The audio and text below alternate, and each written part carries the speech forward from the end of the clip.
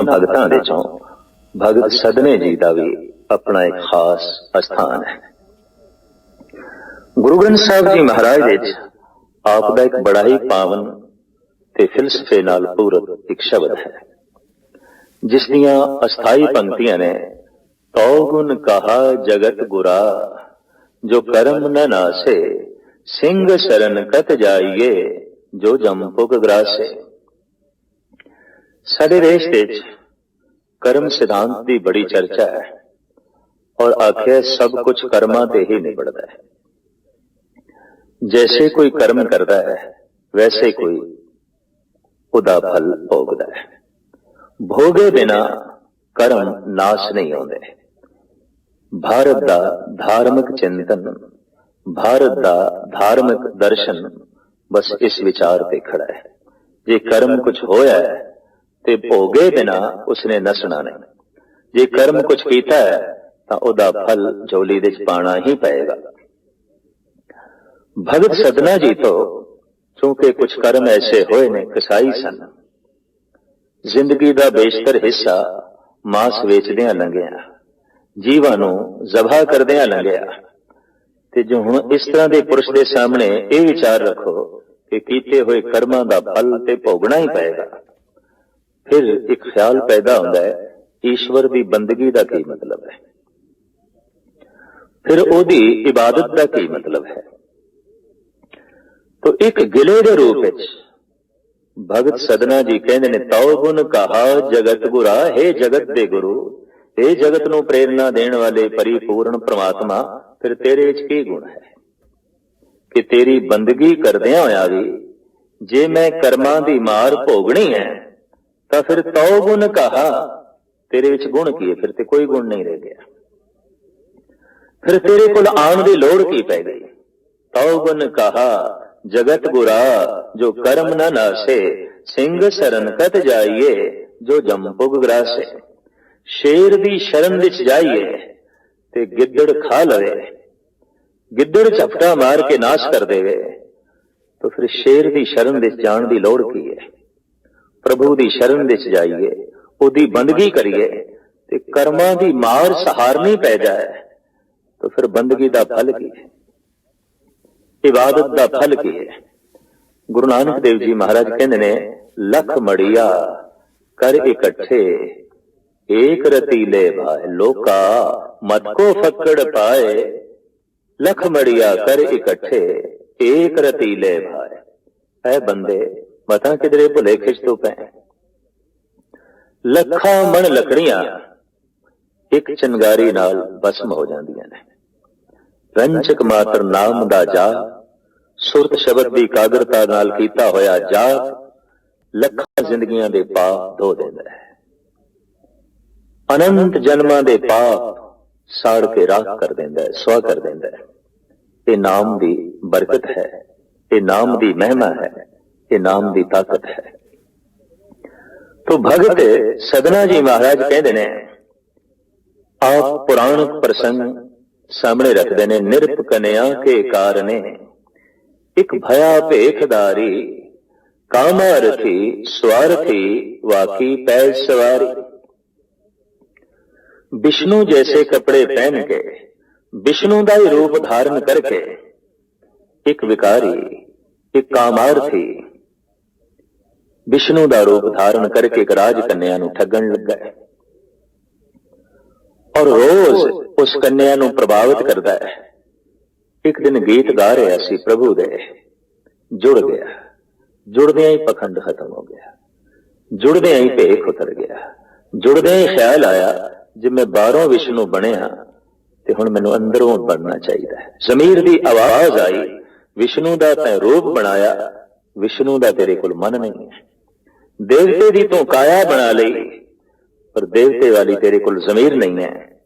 ऐसा आत्मा ने झंझोड़िया, ऐसा प्रभु का गीत गाया कि वाह कई वो विष्णु वर्गा हो गया, विष्णु जैसा पावन, विष्णु जैसा पवित्र। तो भगत सदना जी कहते ने, कामारथी स्वार्थी, उते कामना नाल भरिया होया सी, उते स्वार्थ नाल भरिया होया सी, उते दुनियावी पदार्थां विच लिबड़िया होया सी। ते इस सब कुछ नूं सामने रख के ਉਹਨੇ ਬੰਦਗੀ ਕੀਤੀ, ਉਹਨੇ ਨਾਮ ਜਪਿਆ, ਤੇ ਹੇ ਪ੍ਰਭੂ ਤੂੰ ਉਹਨੂੰ ਵੀ ਰਸ ਦੇ ਦਿੱਤਾ, ਤੂੰ ਉਹਨੂੰ ਵੀ ਸਕੂਨ ਦੇ ਦਿੱਤਾ, ਤੂੰ ਉਹਨੂੰ ਵੀ ਚੈਨ ਦੇ ਦਿੱਤਾ। ਨਿਰਪਕਨਿਆ ਕੇ ਕਾਰਨੇ ਇੱਕ ਭਇਆ ਭੇਖਦਾਰੀ, ਕਾਮਾ ਰਥੀ ਸਵਾਰਥੀ ਵਾਕੀ ਪੈ ਸਵਾਰੀ। ਤਉ ਗੁਣ ਕਹਾ ਜਗਤ ਗੁਰਾ ਜੋ ਕਰਮ ਨ ਨਾਸੇ, ਸਿੰਘ शरण कत जाइए जो जम पुग ग्रासे। अगां चल के भगत सदना जी कहने ने, एक बूंद जल कारने चात्रिक दुख पावे। प्यासा एक बूंद लई तड़पदा फिरे, एक बूंद दी मंग करे भी किसी तरीके नाल एक बूंद पानी मैनू किधरों मिले। और हकीकत है कि पानी दी कदर प्यासे नू है, भोजन दी कदर भुखे नू है, कपड़े की कदर नंगे नू है, औलाद की कदर बे औलादे नू है, ते इंज कह लीए परमात्मा की कदर भगत नू है, जिसके अंदर भक्ति भावना पैदा हुई है। एक बूंद जल कारने चात्रिक दुख पावे। एक बूंद की खातर प्यासा चारों पासे तड़पे ते दुख प्राप्त करे, हर पासे दुखी होवे। प्राण गए सागर मिले फुन काम ना आवे। तड़प तड़प के उसने प्राण दे दिते ने, ते हुण सागर उसनों मिले, हुण दरियावां दे दरिया पानी दे उसनों मिलन किहड़े कम ने। दरअसल सदना जी ये कह देन कि मौके उत्ते जो कर्म कम सरिया नहीं, बेमौके कम दा की मतलब। प्यासा तड़प के मर गया ते हुण पानी मिलिया किहड़े कम दा। आम धार्मिक दुनिया विच कहा जाता है कि परमात्मा दे घर देर है अंधेर नहीं, पर मैं अपने ढंग नाल सोचा नहीं, देर ही अंधेर है। अगर देर हो गई तो फिर अंधेर है, अगर देर हो गई तो निराशा पैदा हो जाती है, अगर देर हो गई तो विश्वास उठ जाता है। मैं ऐसा समझना परमात्मा दे घर देर भी नहीं।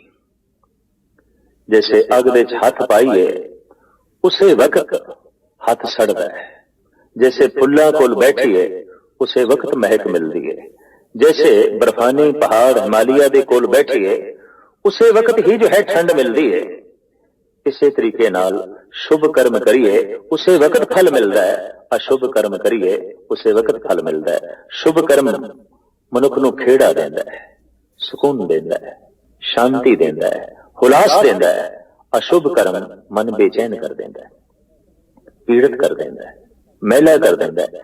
इते तत्छिन फल है प्रभु दे दरबार दे विच देर भी नहीं, क्योंकि देर भी अंधेर हो सकती है। जैसे कि श्री सदना जी कहते ने, एक बूंद जल कारने चात्रिक दुख पावे, प्राण गए सागर मिले हुन काम ना आवे। प्राण जो थाके थिर नहीं कैसे बिरमाओ। बई हुण मेरे प्राण टुटन लगे ने, श्वास टुटन लगे ने, ते तू बोने ना, तू मददगार ना होवे, तू सहायक ना होवे।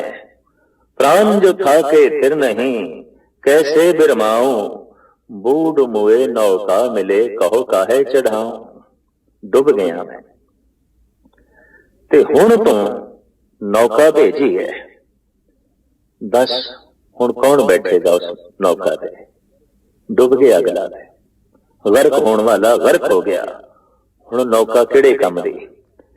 दरअसल वक्त सिर प्रभु बोलदा है, वक्त सिर ही वो सहायक होंदा है।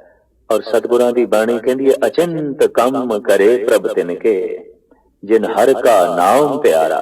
जिन्होंने हरी का नाम प्यारा लगता है, जो हरी नाल जुड़े हुए हैं, उत्ते मंग भी ना करन तां भी अचनचेत प्रभु उन्हां दे कम सवार छड़दा है, उन्हां दे कम सिरे चाड़ देंदा है। और ऐसा भगतां दा अनुभव है।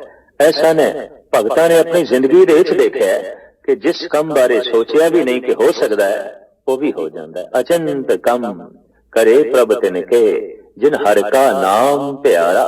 तो भगत सदना जी कहते हैं, प्राण गए सागर मिले हुन काम ना आवे।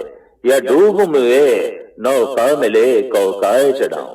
मर गए, डूब गए, हुण नौका मिली ते किहड़े काम दी।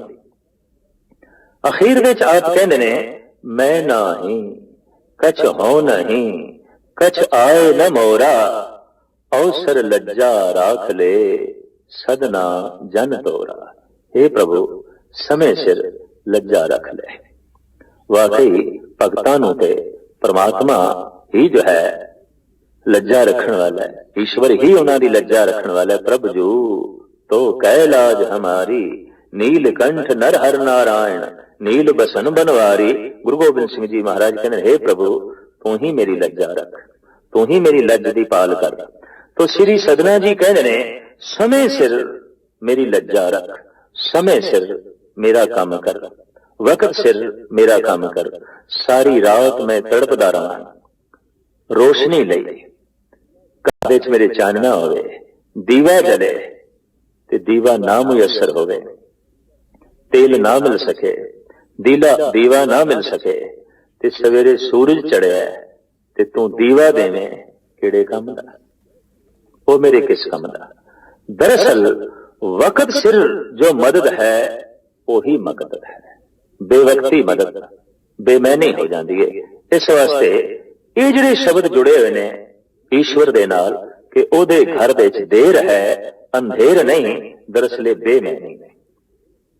अगर देर हो गई तो फिर अंधेर हो गया। भगत सदना जी दे इस शब्द दे इस तरह के भाव प्रगट हो रहे हैं और आप साफ कह रहे हैं कि हे प्रभु जे कर्म सिद्धांत मेरे ते लागू होया ते वाकई मैं कर्मां दी मार भोगनी है तो फिर मैं समझांगा तेरे च गुण की है। तो गुण कहा जगत गुरा जो कर्म न नासे। भारत का सारे का सारा जिहड़ा चिंतन है वो कर्मां ते खड़ा है। पर थोड़ा जिहा सोचिए पहले मनुख सी कि पहले कर्म सन। अकर कीते हुए कर्मा करके जन्म है, कीते हुए कर्मा करके मनुख दुखी है। तो सवाल पैदा होता है पहले कर्म सन कि पहले मनुख सी। ये तो सवाल ऐसा होया फिर पहले मुर्गी सी कि पहले अंडा सी। आखिर गल इत्थे ही आउंदी है नहीं प्रभु एक तेरी लीला है, एक तेरा खेल है। ना कर्म पहले ना मनुख पहले, जैसे तू चाया वैसा जो है संसार साज देता है खेल। तो इस तो बाद तू कुछ विधान बनाए, लेकिन ये विधान भी ऐसे ने कि तेरी एक मौज तेरी एक मस्ती। अगर कोई भगत प्रार्थना करे निम्रता सहित जोदड़ियां करे तो तू उसके जन्मां जन्मांतरां दे कर्मां नूं धो देना, छिन दे च उसनूं चैन दे देना, छिन दे च उसनूं शांति दे देना। तो भगत सदना जी का पावन पवित्र वाक गुरु ग्रंथ साहब जी महाराज के अंदर दर्ज है और पाठक जन बड़ी श्रद्धा नाल पढ़ के बहुत वड्डा ज्ञान लेंदे ने।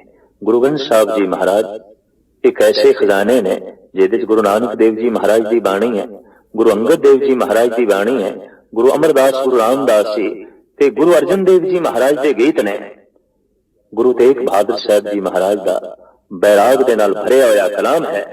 उत्थे अनेकां भगतां दीयां बाणियां ने। अज तक रूहे जमीन दे ऐसा नहीं होया कि कोई धार्मिक ग्रंथ उहदे च अनेक व्यक्ति बैठे हो, इक्को ही है, इहदे च अनेक व्यक्ति बैठे ने। धार्मिक ग्रंथ सिर्फ एक भाषा दे च मिलदे ने, गुरु ग्रंथ साहब जी महाराज एक भाषा दे च भी नहीं ने। ये भगत वख वख प्रांतां दे ने ते वख वख भाषावां दे च प्रभु दे गीत गाउंदे ने, प्रभु दी जो है उस्तति करदे ने। गुरु ग्रंथ साहब जी महाराज का पाठ करने वाला मुतस्बी नहीं हो सकता, क्योंकि जदों फरीद नूं पढ़ेगा अल्लाह की धुन निकलेगी और जब जयदेव नूं पढ़ेगा वो गोबिंद गोबिंद कहने से मजबूर होगा। नामदेव नूं पढ़ेगा तो उसकी रसना चो निकलेगा ईबे बीठल उबे बीठल बीठल बिन संसार नहीं, थान थनंतर प्रणवे नामा पूर रहो तू सर्वमही। और इसी तरीके नाल जब कबीर नूं पढ़ेगा तो फिर वो सतनाम दा रटन करेगा। गरज के ये सारे भगत वख वख नामां नूं जपदे ने, वक्त वक्त बोलियां बोलदे ने, वख वख इन्हां दा चिंतन है, पर सारियां दे अंदर रब्बी रस जिहड़ा है वो इक्को है ਤੇ ਗੁਰੂ ਨਾਨਕ ਦੇਵ ਜੀ ਮਹਾਰਾਜ ਦਾ ਸਿਧਾਂਤ ਹੈ, ਆਈ ਪੰਥੀ ਸਗਲ ਜਮਾਤੀ ਮਨ ਜੀਤੇ ਜਗ ਜੀਤ। ਸਾਰਿਆਂ ਨੂੰ ਨਾਲ ਲੈ ਕੇ ਚੱਲਣਾ ਤੇ ਸਾਰਿਆਂ ਦੇ ਨਾਲ ਚੱਲਣਾ, ਬਸ ਗੁਰੂ ਨਾਨਕ ਦਾ ਇਹੀ ਆਈ ਪੰਥ ਹੈ, ਇਹੀ ਸਿਰਮੌਰ ਪੰਥ ਹੈ। ਤੇ ਗੁਰੂ ਬਾਬੇ ਨੇ ਇਹ ਪ੍ਰਤੱਖ ਰੂਪ ਵਿੱਚ, ਪ੍ਰਗਟ ਰੂਪ ਵਿੱਚ ਕਰਕੇ ਦਿਖਾਇਆ। ਸਾਰੇ ਭਗਤ ਆਪ ਦੇ ਨਾਲ ਚੱਲ ਰਹੇ ਨੇ, ਆਪ ਇਹਨਾਂ ਭਗਤਾਂ ਦੇ ਨਾਲ ਚੱਲਦੇ ਨੇ। ਜਦ ਕਦੀ ਸੰਸਾਰ ਵਿੱਚ ਐਸਾ ਖਿਆਲ ਪੈਦਾ ਹੋਇਆ ਕਿ ਸਾਰੀ ਦੁਨੀਆ ਦਾ ਧਰਮ ਇੱਕ ਹੋਣਾ ਚਾਹੀਦਾ ਹੈ, ਕਿਉਂਕਿ ਚਿੰਤਕ ਐਸਾ ਕਹਿ ਰਹੇ ਨੇ ਕਿ ਸਾਰੀ ਦੁਨੀਆ ਦੀ ਰਾਜਨੀਤੀ ਇੱਕ ਹੋਣੀ ਚਾਹੀਦੀ ਹੈ ਤਾਂ ਕਿ ਦੁਨੀਆ ਦੇ ਖੂਨ ਖਰਾਬਾ ਬੰਦ ਹੋਵੇ। ਤੇ ਚਲੋ ਮੰਨ ਲੈਂਦੇ ਆ ਸਾਰੀ ਦੁਨੀਆ ਦੀ ਰਾਜਨੀਤੀ ਇੱਕ ਹੋਵੇ, ਲੇਕਿਨ ਖੂਨ ਖਰਾਬੇ ਵੱਖ-ਵੱਖ ਧਰਮਾਂ ਕਰਕੇ ਵੀ ਹੋਏ ਨੇ, ਵੱਖ-ਵੱਖ ਮਜ਼ਹਬਾਂ ਕਰਕੇ ਵੀ ਹੋਏ ਨੇ। ਫਿਰ ਖਿਆਲ ਆਏਗਾ ਕਿ ਸਾਰੀ ਦੁਨੀਆ ਦਾ ਧਰਮ ਇੱਕ ਹੋਣਾ ਚਾਹੀਦਾ ਹੈ, ਤੇ ਇਹਦੇ ਨਾਲ ਖਿਆਲ ਪੈਦਾ ਹੋਵੇਗਾ ਕਿ ਸਾਰੀ ਦੁਨੀਆ ਦਾ ਧਾਰਮਿਕ ਗ੍ਰੰਥ ਵੀ ਇੱਕ ਹੋਣਾ ਚਾਹੀਦਾ ਹੈ। तो ग्रंथ ਉਹੀ कसौटी ਤੇ ਪੂਰਾ ਉਤਰੇਗਾ ਜਿਹਦੇ ਵਿੱਚ ਸਾਰੀਆਂ ਭਾਸ਼ਾਵਾਂ ਹੋਣ, ਸਾਰੇ ਵਰਨ ਹੋਣ, ਜਿਹਦੇ ਵਿੱਚ ਅੱਲਾ ਦੇ ਗੀਤ ਹੋਣ, ਜਿਹਦੇ ਵਿੱਚ ਰਾਮ ਦੀ ਧੁਨ ਹੋਵੇ, ਜਿਹਦੇ ਵਿੱਚ ਮਧੂਸੂਦਨ ਦਾ ਵੀ ਜ਼ਿਕਰ ਹੋਵੇ, ਜਿਹਦੇ ਵਿੱਚ ਮਾਧੋ ਦੇ ਵੀ ਗੀਤ ਹੋਣ, ਔਰ ਜਿਹਦੇ ਵਿੱਚ ਵਾਹਿਗੁਰੂ ਦੀ ਸਿਫਤੋ ਸਲਾਹ ਹੋਵੇ, ਜਿਹਦੇ ਵਿੱਚ ਕਰਤਾਰ ਦੀ ਵੀ ਧੁਨੀ ਹੋਵੇ। ਗਰਸ ਕੇ ਅਨੰਤ ਨਾਮ ਹੋਵਨ ਤੇ ਅਨੰਤ ਨਾਮਾਂ ਬਾਰੇ ਇਹ ਵਿਚਾਰ ਹੋਵੇ ਕਿ ਬਲਹਾਰੇ ਜਾਉ ਜੇਤੇ ਤੇਰੇ ਨਾਮ ਹੈ। तो इस सिद्धांतिक कसौटी ਦੇ ਉੱਤੇ ਗੁਰੂ ਗ੍ਰੰਥ ਸਾਹਿਬ ਜੀ ਮਹਾਰਾਜ ਪੂਰੇ ਉਤਰਦੇ ਨੇ। ਗੁਰੂ ਗ੍ਰੰਥ ਸਾਹਿਬ ਜੀ ਮਹਾਰਾਜ ਨੇ ਉਹਨਾਂ ਭਗਤਾਂ ਨੂੰ ਆਪਣੇ ਵਿੱਚ ਥਾਂ ਦਿੱਤੀ ਹੈ ਜਿਨ੍ਹਾਂ ਭਗਤਾਂ ਨੇ ਧੰਦੇ ਨੂੰ ਧਰਮ ਬਣਾ ਦਿੱਤਾ ਸੀ। ਕਬੀਰ ਕਰਦੇ ਤੇ ਧੰਦਾ ਨੇ, ਪਰ ਉਹਨਾਂ ਦੇ ਧੰਦੇ ਦੇ ਚੋਂ ਧਰਮ ਦੀ ਸੁਗੰਧੀ ਹੈ। ਨਾਮਦੇਵ ਕਰਦੇ ਤੇ ਧੰਦਾ ਨੇ ਕੱਪੜਿਆਂ ਨੂੰ ਛਿੰਬਣ ਦਾ, ਪਰ ਉਹਨਾਂ ਦੇ ਧੰਦੇ ਦੇ ਚੋਂ ਧਰਮ ਦੀ ਮਹਿਕ ਹੈ। ਇਸੇ ਤਰੀਕੇ ਦੇ ਨਾਲ ਰਵਿਦਾਸ ਕਰਦੇ ਤੇ ਧੰਦਾ ਨੇ ਜੁੱਤੀਆਂ ਗੰਢਣਾ, ਪਰ ਉਹਨਾਂ ਦੇ ਧੰਦੇ ਦੇ ਚੋਂ ਵੀ ਧਰਮ ਦੀ ਤੇ ਮਿਲਨਸਾਰੀ ਦੀ ਖੁਸ਼ਬੂ ਹੈ, ਸੁਗੰਧੀ ਹੈ। ਇਸੇ ਤਰੀਕੇ ਨਾਲ ਸ਼੍ਰੀ ਸਦਨਾ ਜੀ ਕਰਦੇ ਤੇ ਧੰਦਾ ਨੇ, ਕਸਾਈ ਨੇ, ਮਾਸ ਵੇਚਣਾ ਇਹਨਾਂ ਦਾ ਧੰਦਾ ਹੈ, ਪਰ ਇਹ ਧੰਦਾ ਵੀ ਧਰਮ ਬਣ ਗਿਆ। कसाई दे धंधे दे चों भी कोमलता पैदा हो जाए एक अजूबा है। भगत दी सोचनी नूं जो है दाद देनी पैगी। धार्मिक मंदिर दे बैठदे होया जे मनुख दे अंदर कोमलता नहीं पैदा हुई ते कहना पैदा पैगा कि इस बंदे दा हिरदा बहुत कठोर है। ते कसाई दी दुकान दे उत्ते मांस वेचदे होया जिहदे अंदर कोमलता पैदा होएगी, समझ लेना चाहिए कि यह बंदा अत्यंत सूक्ष्म सोचने वाला है, इहदी बुद्ध बारीक है। ते जिहदी आत्मा ना द्रवे उन्होंने परमात्मा दा मिलाप बड़ा औखा है। अनक जतन करे आत्म नहीं दरवे, हर दरगे को कैसे गवे। जिहदी आत्मा द्रवी नहीं, जिहदी आत्मा कोमल नहीं हुई, जिहदा मन अजे तक ठोस है, उस लई परमात्मा दी प्राप्ति करनी बड़ी कठिन है।